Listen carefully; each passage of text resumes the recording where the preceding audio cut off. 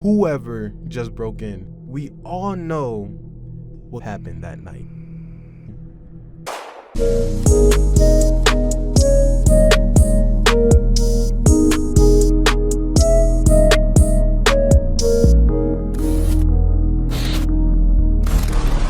Before I get into this, I just want to say, my parents did a really good job at putting a roof over my sibling and I's heads, making sure we had food to eat, clothes to wear, and dreams to chase. Despite having to leave their homeland of Haiti and basically fighting a handicap match in America, my parents managed to make the best scenarios out of the worst situations. But as amazing of a parent as they both were, there was still a point in our life where we lived in the hood. For those of you that never visited the hood, here's some things to keep in mind to keep you alive. Don't walk with your hands in your pockets or behind your back, because if you're walking towards someone, they might think you're a threat and you never want to look like a threat. Bonus points if you're wearing a hoodie and you take your hood off. Number 2, don't be outside at night. This ain't the suburbs. I think this is pretty self-explanatory. There's only 3 things you're doing outside at night in the hood. You're either selling illegal substances, robbing somebody, or being the one that's robbed. There's no in between.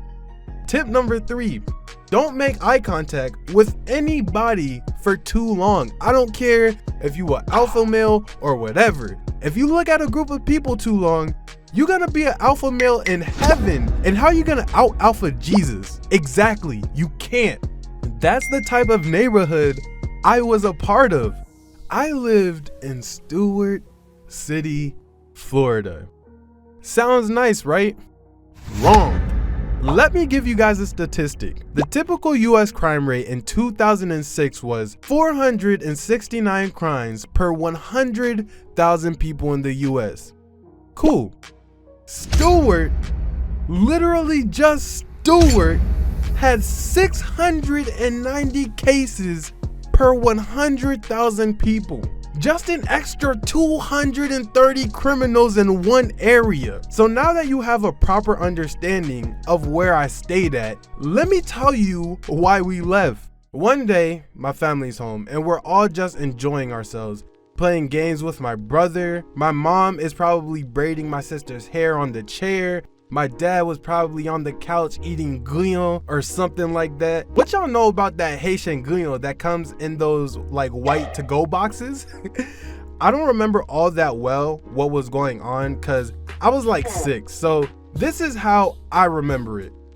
As I'm patiently waiting for my turn to play the game, my family noticed a sound coming from outside, which was odd. We weren't expecting any visitors.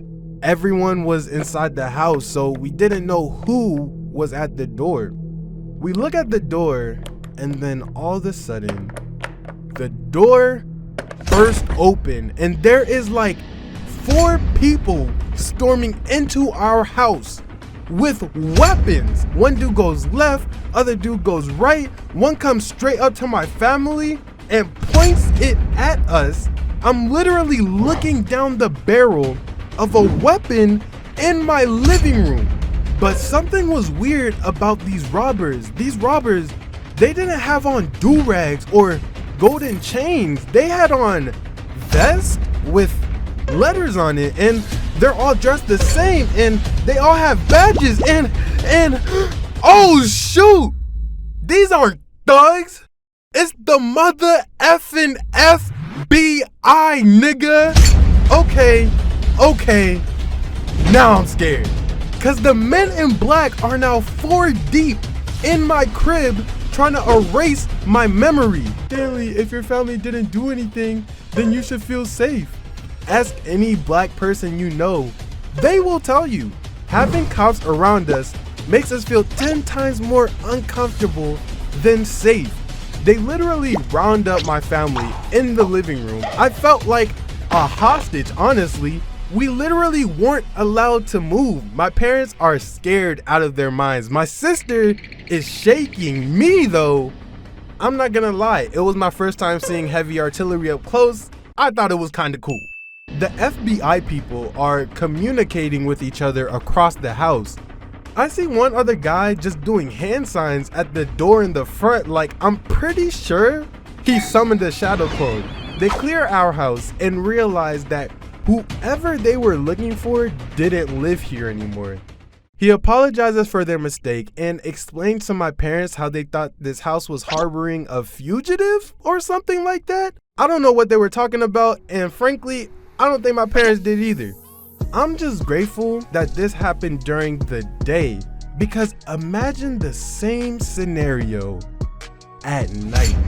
My foreign parents asleep who are still learning about America and English. The cops at our door just bust in, break into our house, and of course my mom and dad would try to protect us from whatever and whoever just broke in. But because of how dark it would have been, and because the police would claim self-defense, we all know what could have happened that night.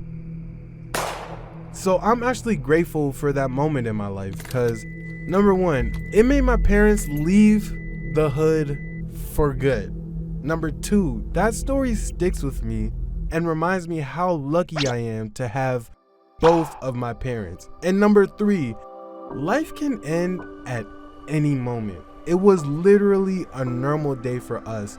But if the cops would have waited 4 more hours to raid our house, I probably wouldn't be telling this story. I don't know.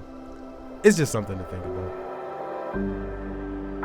Luckily, it did happen in the middle of the day though. And the only thing that scary moment left me with was a fire story to tell y'all. Like, the cup is half full, you know what I'm saying? Plus, how much people can say that the FBI came to their house and they left their house unharmed? Like, I'm as hood as it gets. Like, it doesn't get more hood than me. Best believe when I went to school the next day, I strutted through the hallway like I just defeated 10 government secret agents. My street cred is through the roof right now. Like, if somebody would have bumped into me that next day, bruh, I would have been like, yo, do you know who I am? Like, I'm the guy who sent 4 FBI agents running. Watch a step, respectfully. I was stupid. Anywho, my name is Stanley Animations. I hope you guys enjoyed hearing about me living in the hood. If y'all want a part 2, shoot, just let me know and I got y'all. I got so many hood stories, it's ridiculous. Anywho, make sure y'all like, subscribe, and comment all down below. And most of all, make sure you follow me across all of my social media. That should be playing right here, right now. And lastly, if you laughed, chuckled, giggled, I think it's only fair that you share the video. I don't know, it's up to you though, it's up to you. With that being said though,